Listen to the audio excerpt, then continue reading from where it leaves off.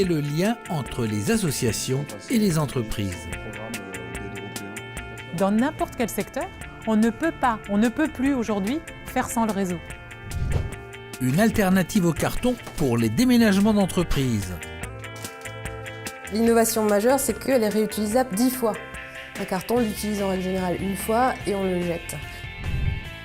Collecter, traiter et valoriser les déchets électriques et électroniques en réduisant au mieux ses impacts.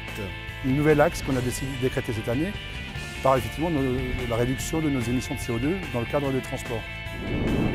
Un système de comptage communicant pour rendre le client acteur de sa consommation d'énergie.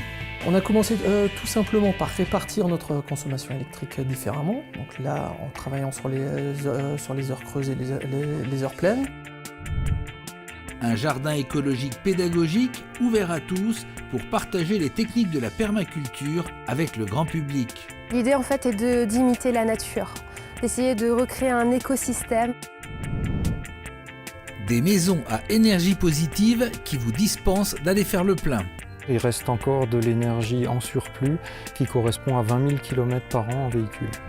Collecter les vieux cartons chez les clients et les reconditionner en vue de leur recyclage.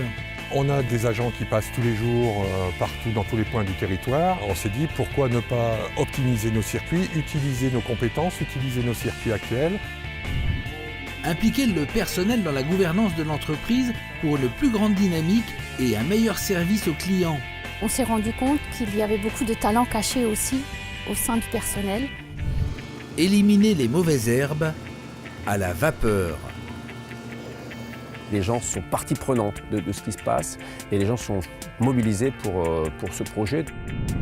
Des personnels en situation de handicap qui récoltent des baies sauvages pour créer des plants d'arbustes locaux.